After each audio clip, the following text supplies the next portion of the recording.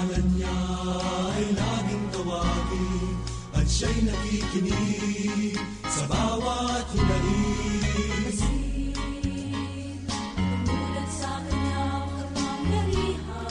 Mapagpalang umaga po sa inyong lahat. Naririto naman po ang inyong mga kapatid, mga igsoon, kabsat. At ito na naman po ang programang Manalig Ka, ang isang oras na pagninilay, talakayan tungkol sa Ebanghelyo ngayong araw na ito. Tayo po ay napakikinggan sa radyo natin Gimba 105.3 FM at radyo natin San Jose 103.3 FM. Tayo rin po ay live na napapanood via live streaming sa www.dioceseofsanjose.org, www.rngonline.org, at sa Facebook account ng ating programa www.facebook.com/manaligka2006. Ito pa rin po ang inyong kabsat, ang paring Pilipino, Ilocano, si Father Bong Romano po. Ito naman po si Sister Weng, Madre Dominicana. At si Sister Bless.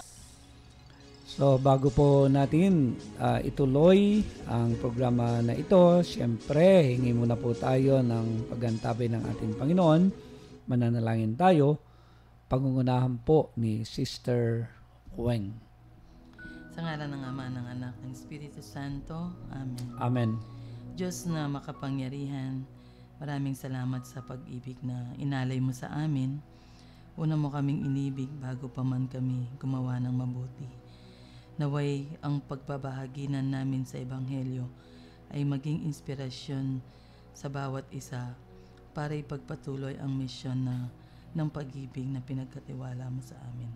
Ito hinihiling namin sa ngalan ni Jesus na aming Ama at Kapatid. Amen. Amen. Sa ngalan ng Ama, ng Anak, ng Espiritu Santo. Amen. So maraming salamat, Sister Weng, sa panalangin. At itutuloy po natin ito sa pamagitan din ng pagbabasa sa ating Ebanghelyo na siyang pagninilayan po natin. Pagbasa mula sa Ebanghelyo ni San Juan. At kung paanong itinaas ni Moises ang ahas sa disyerto, gayon din dapat itaas ang Anak ng Tao upang magkaroon ng buhay, magpakailanman ang bawat nananalig sa Kanya.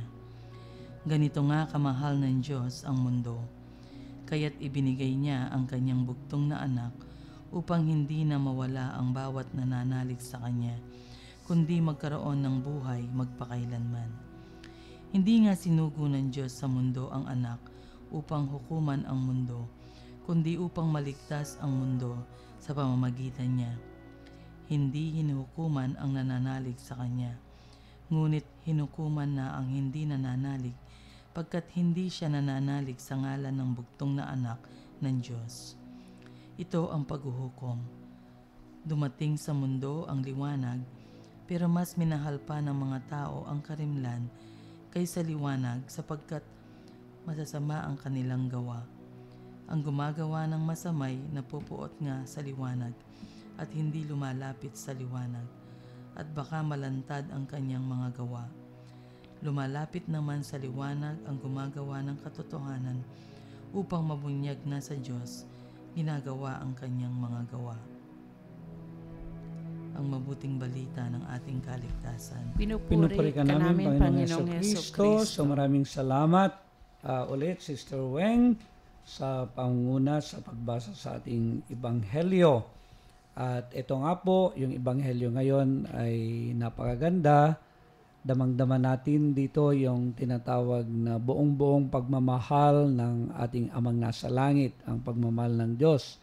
At sabi nga sa ating Ebanghelyo, ibinigay niya ang kaisa-isa niyang anak para sa ating kaligtasan upang yung maniwala dito ay magkaroon ng tinatawag na buhay na walang hanggan. At ito nga, yung pagmamahal ng Diyos, yung pagpapadala nga niya dito ay ng kanyang anak ay hindi upang hukuman, hindi upang parusahan, kundi upang tayo ay iligtas. At sabi nga dito, kanina rin sa ating Ebanghelyo, yung hamon nga po na paglapit sa Kanya, sa liwanag, para nga po yung buhay natin ay maging masunod sa kaliwanagan ng ating Panginoon. At ganoon, sabi niya, may mga tao din na hindi sumusunod o hindi lumalapit sa liwanag kasi yung baka malantad nga yung kanilang totoo na ugali. At ito nga po yung napakaganda ngayon, yung ating ebanghelyo ngayon ay nakafocus sa tinatawag na labis na pagmamahal ng Diyos sa atin. At ito nga po ang ating pagninilayan mamaya. At huwag muna po kayong aalis at magbabalik po ang programang Manalig Ka.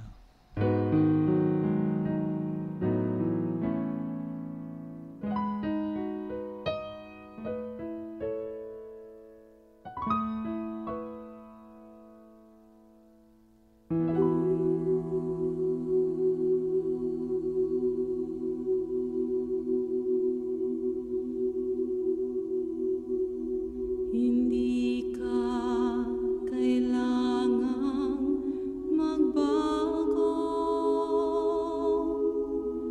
kahit ito'y masibig ko. Hindi ka kailangang magsikap ng gusto upang ikaibigin ka. Iniibig kita, manalig ka sana, ako'y kapiling mo, kahit ikaw pa may mapalayo.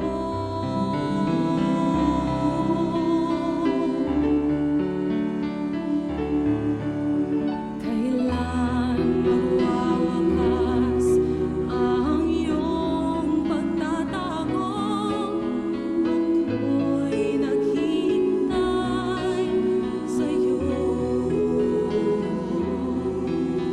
Lumapit ka lamang, ang puso ko'y hangad, pag-ibig ko'y walang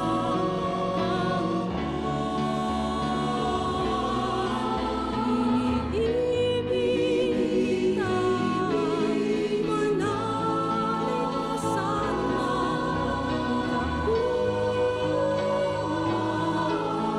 kahit ikaw pa may mapalayo. Iniibig kita, hindi ka kailangang magbago kahit ito'y masibig ko. Hindi ka kailangang magsikap ng gusto upang ikaibigin ko. Iniibig kita, manalig ka sana, ako'y kapiling mo, kahit ikaw pa may mapalayo. Iniibig kita, manalig ka sana, ako'y kapiling mo.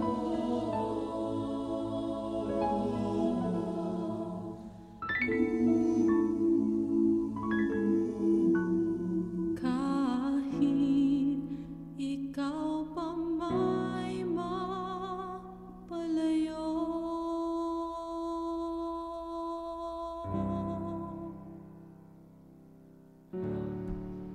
Nagbabalik po ang programang Manalig Ka. Ito po ang inyong kabsat, si Father Bong Romano po. Ito po si Sister Weng. At si Sister Bless. So napaganda po ng ebanghelyo natin ngayon, yung tungkol sa tinatawag na gaano ang pag-ibig ng Diyos. Ano ba? So God so loved the world. Paano sa Tagalog nun, Sister? For God so loved the world. For God so loved the world. Kung yun, basta yung labis-labis na pagmamahal ng Diyos sa ating lahat. Kaya pinagkaloob niya yung kanyang bugtong na anak. So napakahalaga po na pagnilayan nga po natin itong God's love na ito. At kasi yung hamon ay kung paano rin po tayo mabuhay sa pag-ibig. Kanina po may sinasabi si Sister Bless na pagninilay niya tungkol po dito. For God so loved the world that He gave His only Son. So, Sister, take it away. Bali, kung titingnan natin yung Ebanghelyo, yung sinasabi nga, for God so loved the world, para sa akin, masyadong malalim na expression ng pagmamahal ng Diyos sa tao. Kasi, tingnan lang natin, bugtong na anak, pero ang Diyos hindi ipinagkait sa atin yun dahil sa kanyang napakalalim na pagmamahal sa atin. Hindi niya ipinagkait yung kanyang pinakamamahal na anak upang tayo ay makaramdam ng kanyang malalim na pagmamahal sa atin. So, yung sign ay yung sign ng kalaliman ng pagmamahal na ito. Alam naman natin cross yun, Father, di ba? Oo. So, sa dumating ang panahon na ang expression ng pagmamahal na ito, pinakita naman ni Jesus sa pamamagitan ng pagkamatay sa krus. Di ba? Ang misteryo, yung misteryo ng expression ng pagmamahal na ito, na napakalungkot,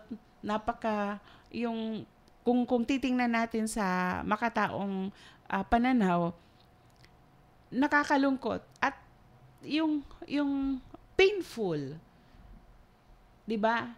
Yung napakasakit kung sa atin lang na pananaw, pero ang Diyos hindi.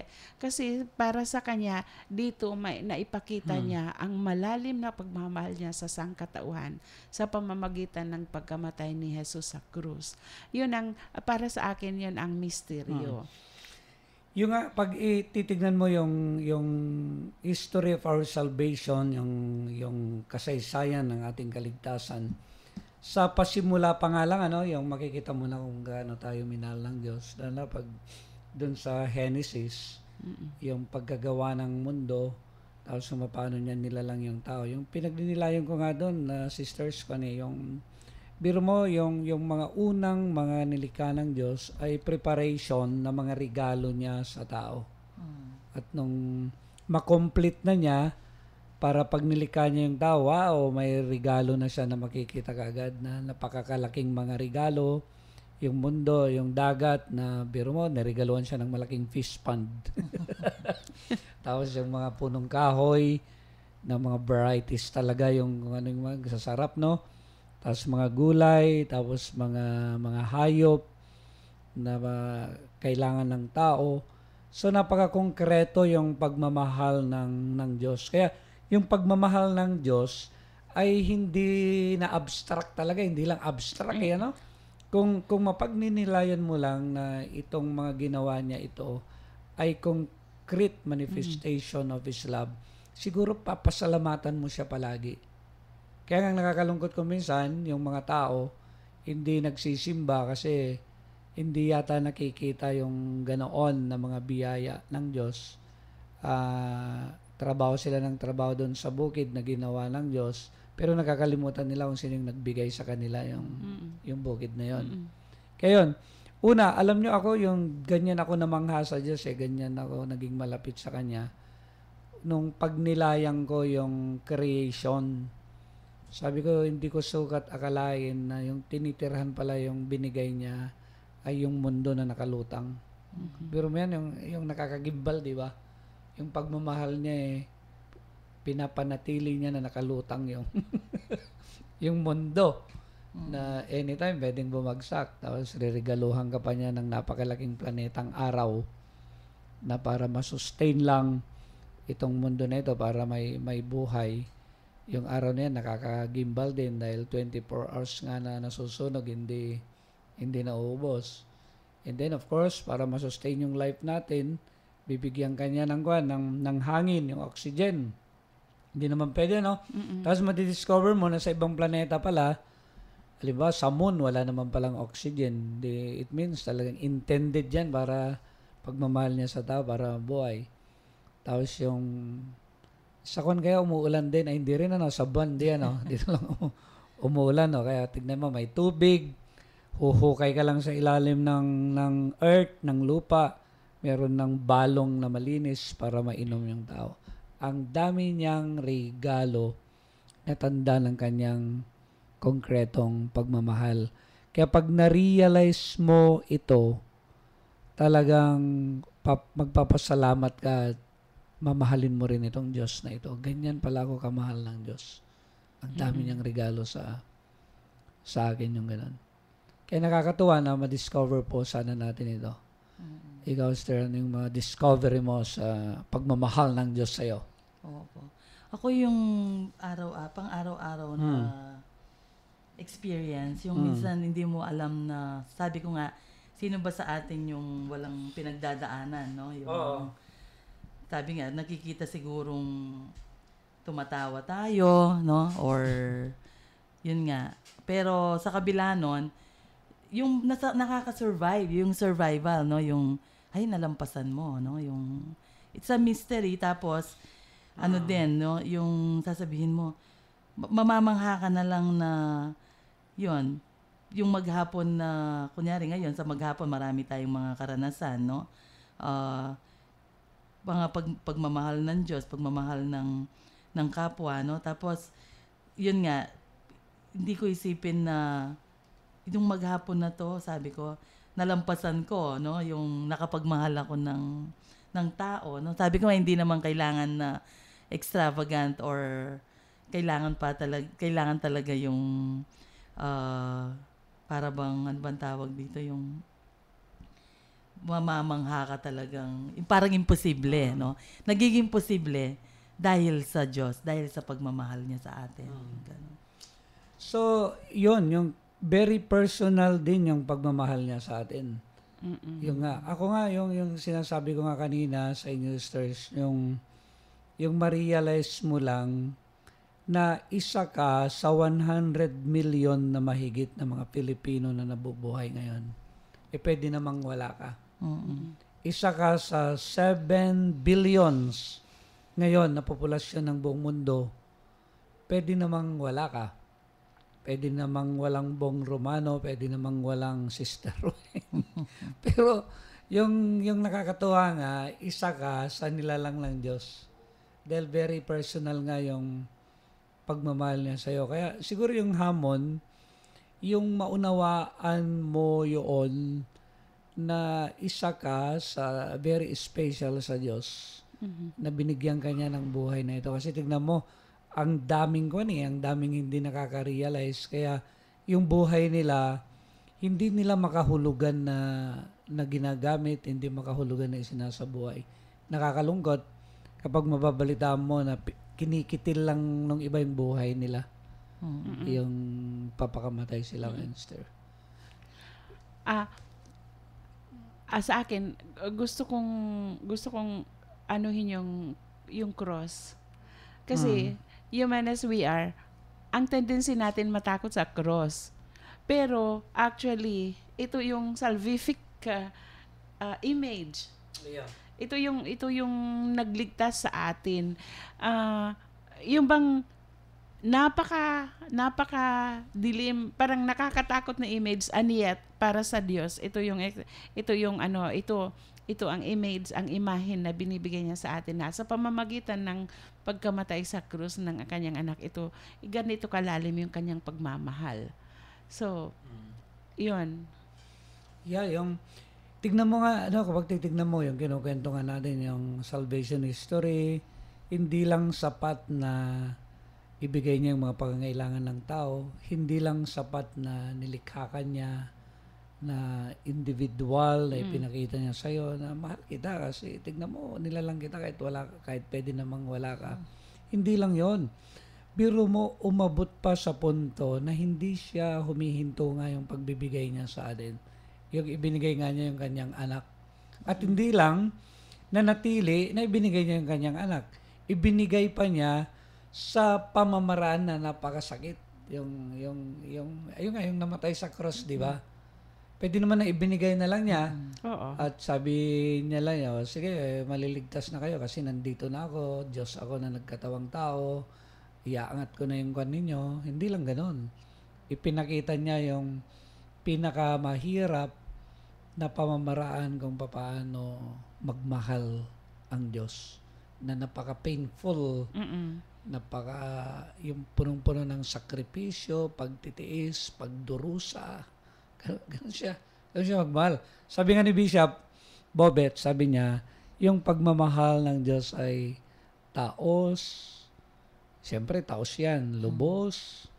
Talaga, kala mo hanggang doon na lubos-lubosan na, no? Hindi lang pala yun. Kundi ubos. Yung ubos, yung pati buhay ay handa niyang ibigay. Oh.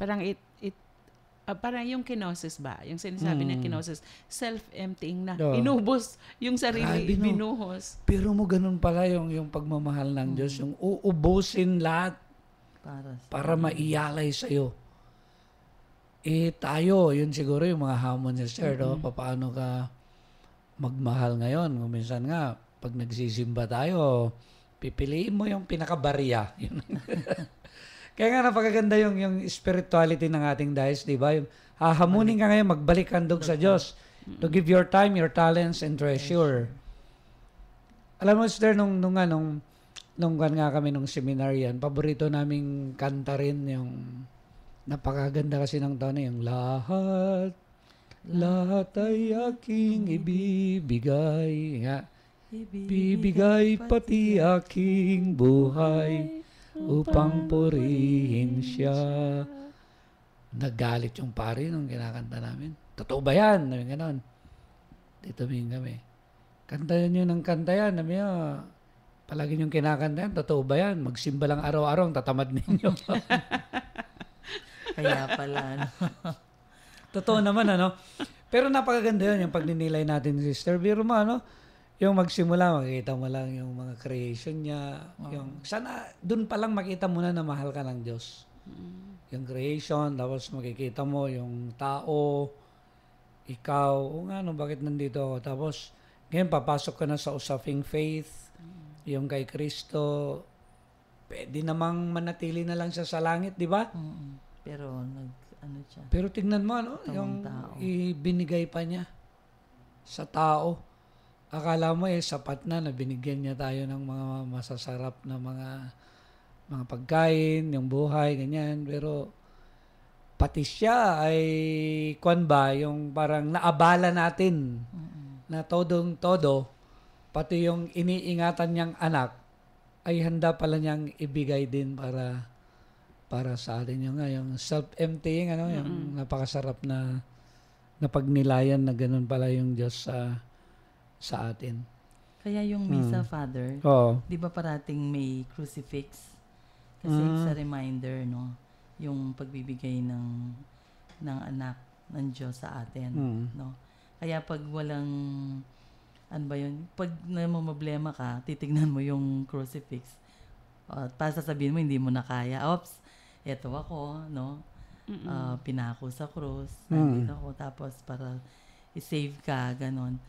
Yung maganda kasi parang pag nabi-visualize mo yon, no? Pag nakikita mo yung image na yon, magandang reminder yun sa atin na makakayanin natin, no? There's still hope, ganon yung parang sa Paschal Mystery na pag-aano natin, save sa atin. Ayun nga, Sister Weng, ayun nga yung irony doon na kadamihan, normally, takot na takot tayo sa kahoy na yan, na yung krus na yan, takot na takot tayo. Pero ang totoo, pagmamahal ang image niyan. Yung bang, tingnan mo, kahit sa mundo ngayon Ilang mga tao ang nagpapakamatay, ilan ang mga taong iniiwan ang kanilang mga anak, ilan mga tao ang lumalay sa relationship dahil natatakot sa krus, natatakot sa hamon ng krus, na nakakalungkot. Yun talagang expression ng pagmamahal na kung i-embrace lang natin yung krus na yan, actually, kung embrace natin yan, nandyan talaga yung grasya ng pagmamahal ng Diyos. Kaya lang yun nga, yung it takes na faith talaga na makita mo yun na pagmamahal ng Diyos. At yung napakahalaga rin yung makita mo yung pagmamahal ng Diyos, very consistent, yung nananatili. May constancy and consistency yung pagmamahal niya. Kasi iniisip ko, kung hindi na tayo mahal ng Diyos, siguro wendang-wendang na itong mundo na ito na siguro hindi na tayo mamahal ng Diyos, wala nang hangin. Kahit kung minsan sinisira natin yung mga puno. Siguro kung hindi na tayo mahal ng Diyos, wala na siya, wala nang isinisilang na tao. Siguro hindi tayo mahal ng Diyos, yung wala nang conversion, wala ka nang nararamdaman, nagsasakripisyo para sa Diyos.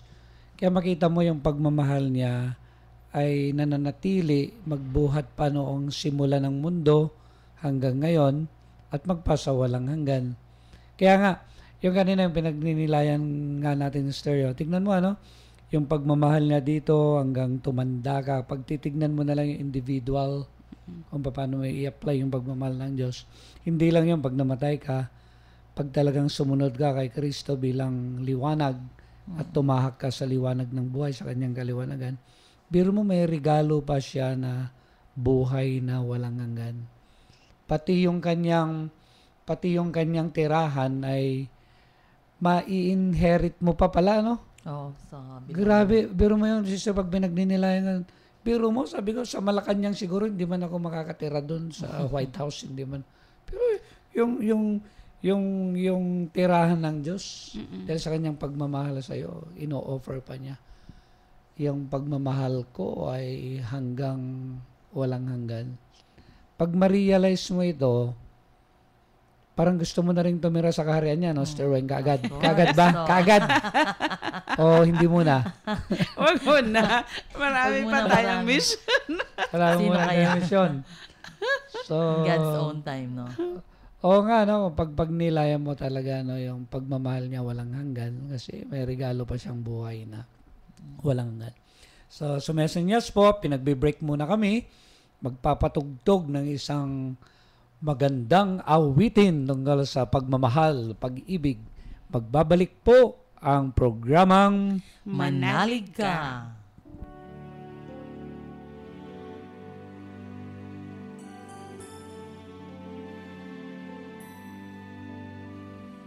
God so loved the world, He gave us His only Son, Jesus Christ, our Savior, His most precious one. He has sent us His message of love and sent those who hear to bring the message to everyone in a voice loud and clear. Let us tell the world of His love, the greatest love the world has known. Search the world for those who have walked astray and lead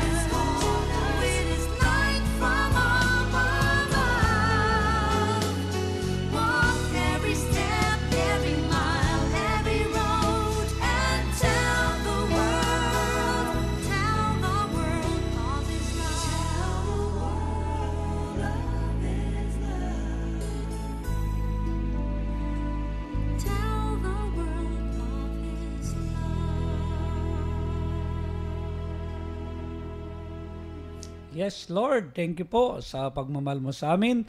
Nagbabalik po ang programang Manalig Ka, ang inyong kabsat, ang paring Ilocano, si Father Bong Romano po. Sister Weng po. At si Sister Bless. So, maraming salamat po sa patuloy na pakikinig ninyo. Sana nandyan pa po kayo at may pakita ninyo yung pagmamahal din ninyo sa amin, di ba? Your unity in your love para sa pagdinilay nga po natin. So, kanina po ay nagbahagi ng kami yung tinatawag na pagmamahal po ng Diyos hanggang sa taluktok nga ng krus sa pagbibigay ng kanyang buhay sa pamagitan nga po ng ating Panginoong sa Jesus.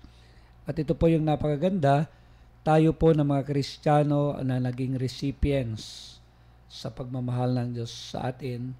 Meron din po tayo ngayon na mission, meron tayong responsibility, papaano na maipalaganap at papaano rin maibalik handog at papaano rin maipakita itong pagmamahal ng Diyos ito sa atin sa pagsasabuhay natin. So napakahalaga yon. Kaya kanina, yung sabi nga nung kasama kong Madre dito, Sister Bless, napakaganda na tignan natin yung family natin. Kasi nga, yung institution na yan ay institution of God. Lalo na tayo nga, tinatawag na Christian family. At yung hamon ay para dyan sana magsimula yung pagpapakita ng God's love. Di ba yung pinakamaliit daw na church ay yung family. Okay, Sir, you start yung pagbabahagi po. Nung binigay ng Diyos si Jesus, binigay ng Diyos ang best. That's the best. The very best. Ngayon, kung titingnan naman natin sa family, 'di ba sa family, ano yun, nature yun na ibibigay ng mga magulang ang best sa kanilang mga anak. So, kung ano ang kailangan nila, basta kaya ng pamilya, ibinibigay yun. Basic yun. Pero bakit may mga pagkakataon na hindi maibigay ng pamilya ang best? 'Di ba? Kahit naman halimbawa kung ano ang ugali ng mga bata, accepted 'yon. Kahit kung ano ang ginagawa, parang masyadong malawak yung pasensya ng bawat member ng family. So, pero ang mission natin, kung titingnan natin, nakuha natin ang mandate na ito sa Panginoon, yung pagmamahal sa kapwa o sa ibang tao na walang kondisyon, bumababa ito sa mga pamilya natin. Kaya, ang hamon dito sa bawat pamilya na paano ako nagmamahal sa member ng family ko? Meron ba akong favorite? Meron ba akong, kung titingnan ko lang ang gusto ko sa membro ng pamilya ko. So ito yung hamon na we are called, tinatawag tayo para ibigay din yung best natin. So, at sinasabi nga ng Ebanghelyo, ano kang ama na bibigyan mo ng ahas ang anak mong nanghihingi ng isda? Di ba ibibigay mo talaga yon? So, hindi ang ibibigay na mapapahamak ang anak. Pero, Father, Sister, ang parang nakakalungkot lang sa panahon ngayon, bakit may mga pamilya na hindi na makita yung value na ito. Yung pagmamahal, ang pagmamahal kasi, ang expression ng pagmamahal, basically, dapat na ibibigay ito sa pamilya. Sa pamilya mismo, doon nag-uumpisa yun. So, bakit maraming pagkakataon ngayon? Halimbawa, bakit may mga batang iniiwan? Bakit may mga asawang iniiwan? Bakit may problema ng ganito ang mga pamilya? 'Di ba? Ito kahit saan ka pumunta. Bakit mga batang natutulog sa lansangan pero may mga magulang pa ito? Bakit may mga matatanda na hindi inaaruga ng mga pamilya na hindi naman yung kultura natin, 'di ba? So, yun yung para sa akin tong nakakalungkot sa mga nangyayari ngayon. Parang nakakaantig damdamin at nakakaiyak na merong mga taong nasasaktan dahil walang ekspresyon ng pagmamahal dyan sa pamilya mismo. So, nagiging victim ng biktima ng karahasan. Imagine ka, ang dami, sa news na yan, naririnig ninyo, bata, anak, ginahasan ng tatay, ginahasan ng mga kapatid. Yung ganun ba, sinaktan. Yung kumbaga sinira ang buhay ng miyembro ng pamilya. Yun, ito ba ay pagtugon? Kung para sa isang tao na gumawa ng ganyang karahasan, tumugong ba siya sa hamon ng Ebanghelyo, ang pagmamahal na walang kondisyon, ang pagmamahal na malalim na pagmamahal, katulad ng pagmamahal ng Diyos. Kaya ngayon nga po, sister, makikita mo yung maraming mga faith communities ngayon na inintroduce para sa family ministries.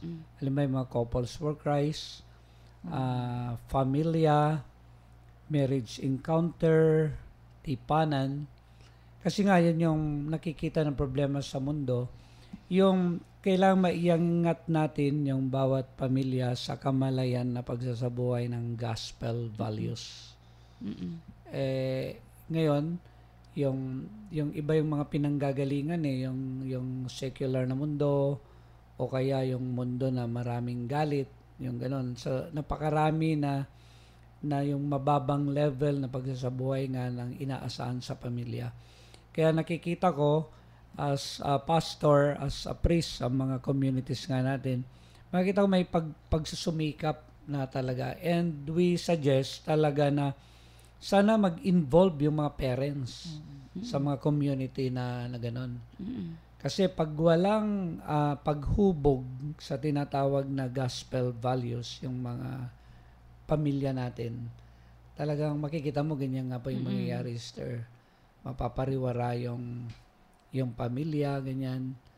Kaya yun ang batayan yan eh. Ang batayan, sana ang foundation ng pamilya ay kung ano yung katuruan ng gospel. And of course, yung basic na katuruan ng gospel ay yung magmahal. Kasi nga, yung nanay at tatay, paano ba nabuo yan? Merong attraction, may na-process na pagmamahal.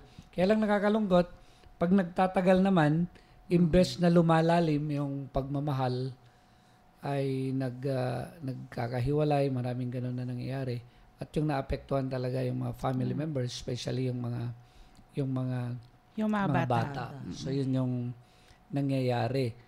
Kaya ito nga po, sana we cooperate sa mga programs para sa mga pamilya. Kaya lang, napakahirap din na iangat sila, sister, sa kamalayan na gano'n.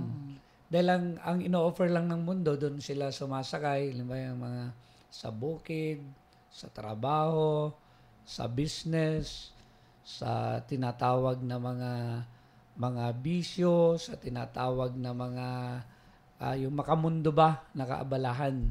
Kaya we need to evangelize them, we need to catechize them, na sana pumasok sila talaga sa gospel values, sa tinatawag na pananampalataya. So, yun, sister. At ito yung hinahangad natin sa bawat pamilya. So, ikaw ba, sister, yung may babahagi mo? Opo. Ako naman, yung based from my experience, no, yung family, ang unang paaralan ng pagmamahal, no. Dito nang gagaling yan kasi tayo hindi naman natin, we cannot give, no, what we do not have, no. So kung kunyari yung pagmamahal, meron nga akong naalala yung kahit simple lang, di ba? Pag birthday o kaya may mga okasyon, tapos di ba usually minsan hahalikan mo, no? Bakit hindi mo hinalikan? Ganon. Hindi naman namin, practice yan ganon. Minsan, Father, kahit mga pare or kahit biro-biroan, ganon. Hindi naman namin practice yan. Ganon ba? Siyempre, kung hindi mo nakasanayan yun, no? Tama. Minsan, parang aloof ka, no? Yung, na lang, yung shake hands na lang. Pero ngayon nga, makikita mo, kung nakikita ito sa practice ng family, no, kahit basic na gesture ng pagmamahal, na even kissing or kahit yung pagmamano, kahit anong sa kultura natin, yun, malaking bagay na expression of of love, no. Kaya maganda nga ngayon, no, yung mga kabataan natin, no, sila ngayon yung mga ano natin na madaling evangelize natin, no, pagdating diyan sa mga yung sinabi natin pagmamahal. Tapos then even yung mga anak naalala ko yung mga anak ng mga migrants, no, yung kasi siyempre dahil hindi complete yung family nila, no. Oo, so yun, maganda ding bigyan ng ano yan, yung programa, no. Paano ba natin may babahagi, no, in terms of kasi kasama din yan sa families, no, family. So yun, pwede din natin sigurong integrate. Ayun nga, kung paano talaga natin ma-promote yung culture of love, yung mangibabaw. Alam mo, karanasan din po namin sa church, kasi dito sa ating diocese nga binibigyan ng pagpapalaga nga yung isang grupo ng mga kabataan, mga sektor ng kabataan napakalaki. Kaya yung pamamahala nga dito ay dapat isali talaga yung mga kabataan nga. Sa buong simbahan natin, di ba? Ganun naman yung hamon sa atin. At yung nga, ini-invite namin sila para mahubog. At kung minsan, di-develop sila dun simbahan, makikita mo ay natututo, especially in our diocese, na yung spirituality po natin ay yung unity in love, yung damayang Kristiyano, yung kuminsan, yung DK na tinatawag, di ka sundo, di ka usan. So, ganon. So, napopromote sa kanila na palagi namin ino-orient. Ito yung orientasyon ng diocese, yung damayang Kristiyano na ito. Kaya, matuto kayo na magmahal, yung mamasungit sa inyo, matutong nang ngumiti. Mga yan, yung mga makasarili, matuto na magbigay.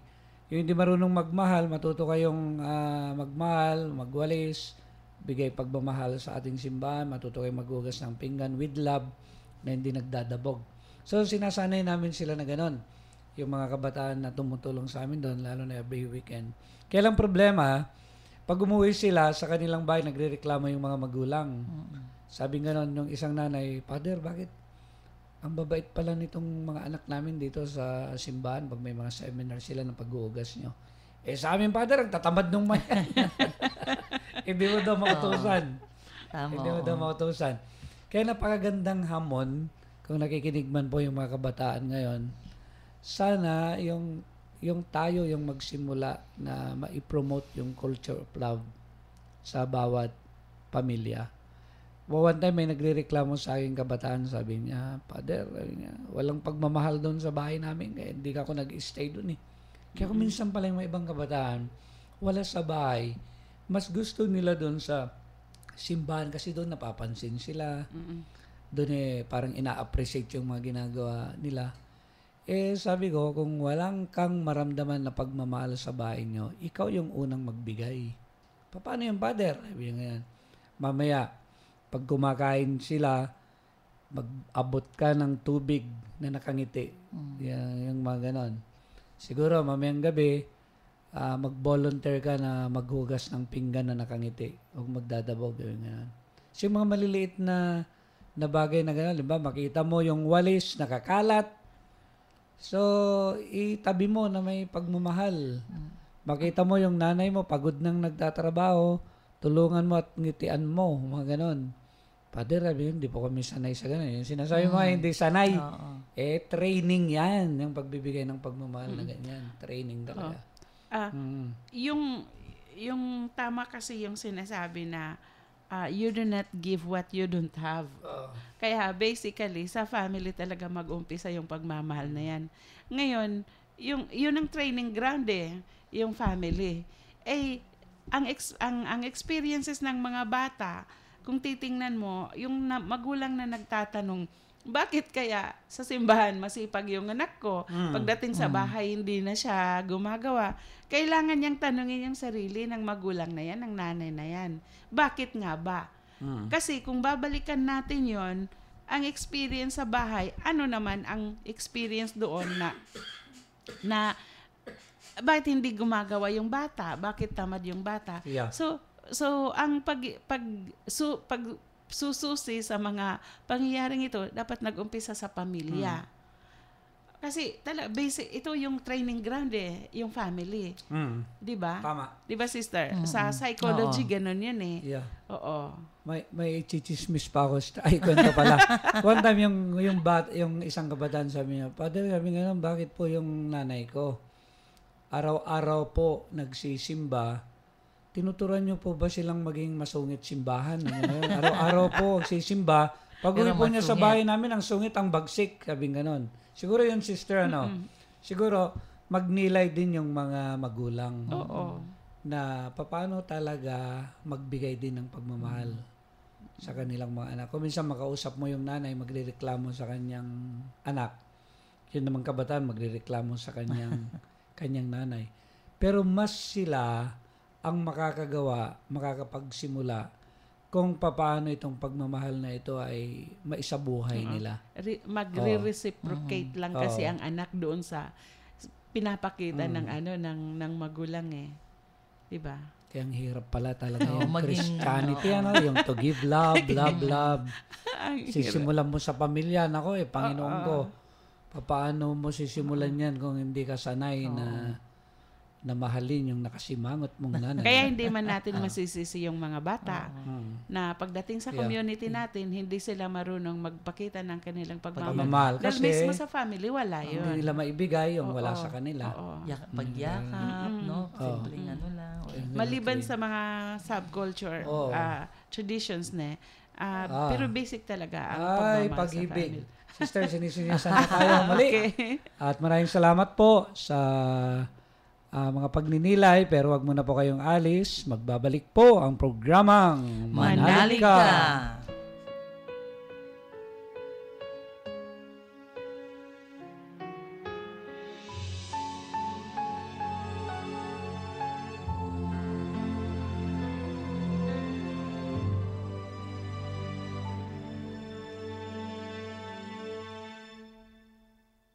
Pag-ibig ang siyang pumukaw sa ating puso at kaluluwa, ang siyang nagdulot sa ating buhay ng gintong aral at pag-asa.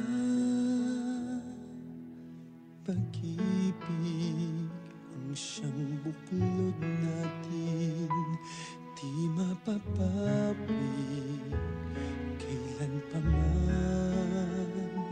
Sa puso't diwa tayo'y isa lamang, kahit na tayo'y magkawala.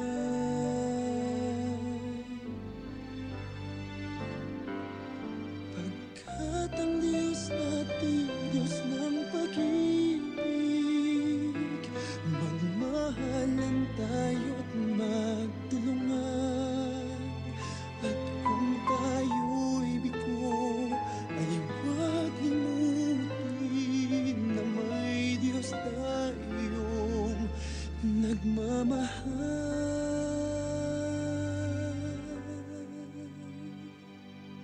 Sikapin sa ating pagsuyo, ating ikalat sa buong mundo. Pag-ibig ni Jesus ang siyang sumakop sa bawat pusong uhaw sa pagsuyo.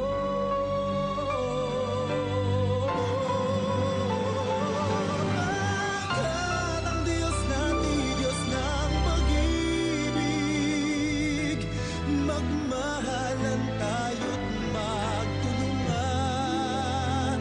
At kung tayo'y bigo, ay huwag limutin na may Diyos tayong nagmamahal.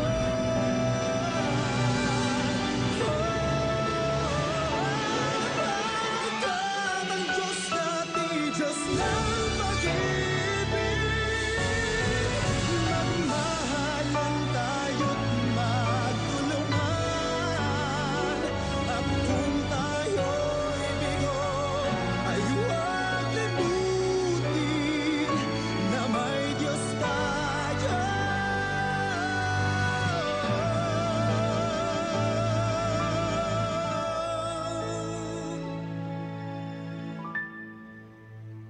Balik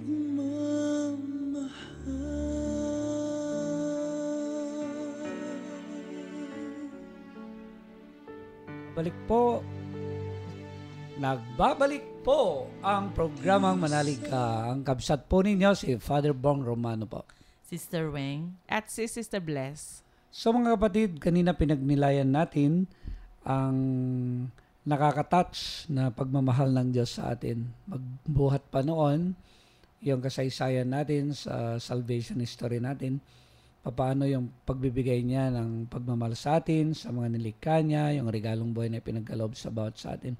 And of course, yung tugatog nito, yung taluktok nito ay yung handa niya na ibinigay yung kanyang tinatawag na bugtong na anak. At naging saksi nga itong cross ng ating Panginoon. In-embrace niya yon para maipakita lang sa atin na sa pamaraan ng pinakamahirap na pamamaraan kung paano ibigay ng Diyos ang kanyang pagmamahal sa atin na taos, lubos at ubos. At ito nga yung hamon nga po sa atin dahil sa katotohanan na mahal tayo ng Diyos ay kung paano natin ipapractice nga po ito. At yung mga hamon nga po namin, sana yung maipadama natin ito masimulan sa bawat pamilya natin. At ito po yung napakahalaga dahil itong pamilya nga po na ito ay regalo po ng Diyos sa atin. Kaya nga ito yung hamon na itong bawat pamilya, ito yung training ground para yung pagmamahal ay masanayan natin dahil hindi lang po nananatili naman sa pamilya, kundi sana maibigay din natin ito sa iba.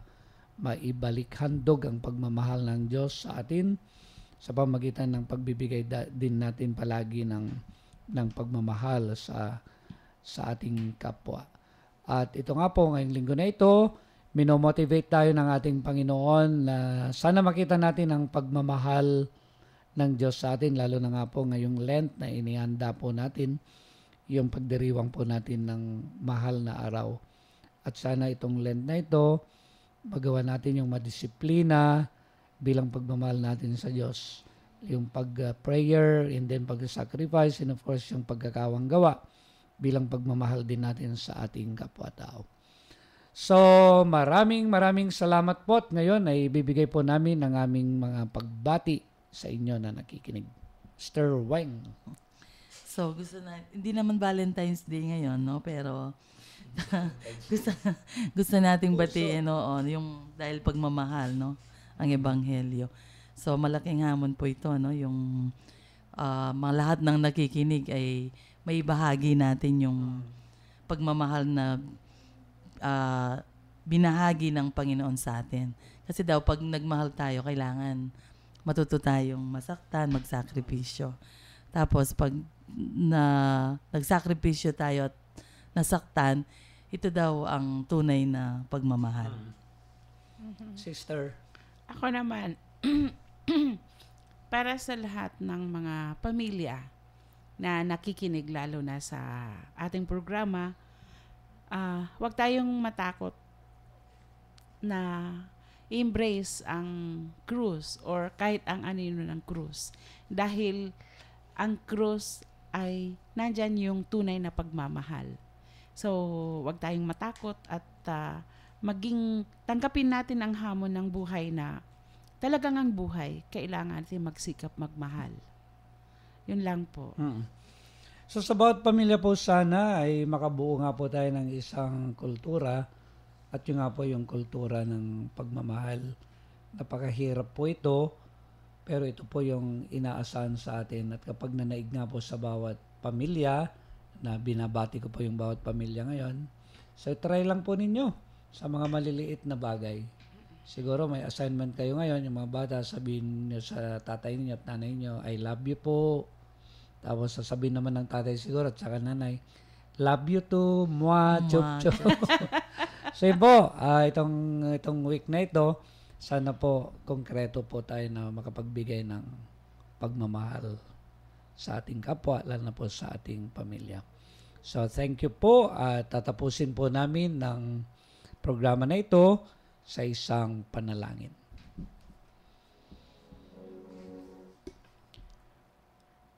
Ama ng pag-ibig, tulutan mong palagi mong buksan ang aming mga puso sa kadakilaan ng iyong pagmamahal sa sangnilikha. Naway ang aming puso ay lubusang mapuspos ng iyong biyaya upang kami ay magsilbi sa iyo ng buong katapatan at hindi maghihintay ng kapalit. Hinihiling namin ito sa pamamagitan ni Kristo na aming Panginoon kasama ng Espiritu Santo magpa sa walang hanggan. Amen. Amen. Sumayin niyo ang Panginoon At sumayin at niyo rin. pagpalain po tayong lahat ng mapagmahal na Diyos, Ama, ng Anak at ng Espiritu Santo. Amen. Amen. Magandang gabi po. Paalam na, Sister Weng po. Paalam na sa inyong lahat, si Sister Bless. Ang inyong pong kabsat, ang paring Ilocano, si Father Bong Romano po. Diyos ti Agnina, kada kayo am amin apo.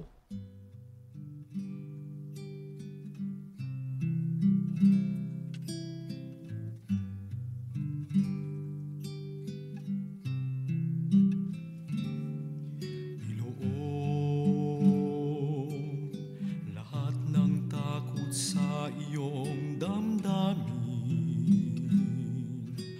Ang pangalan niya lagi ang tawagin at siya'y nakikinig sa bawat hinaing.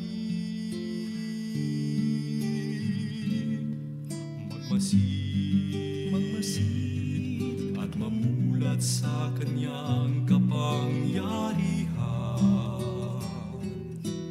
Nabatid mo ba na siya'y naglalaan? Patuloy na naghahatid ng tunay na kalayaan. Manalig ka,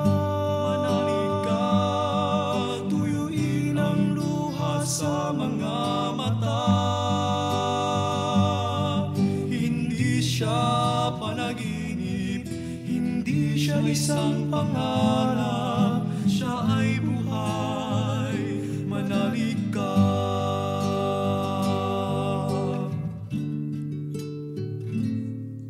Ang ngayon,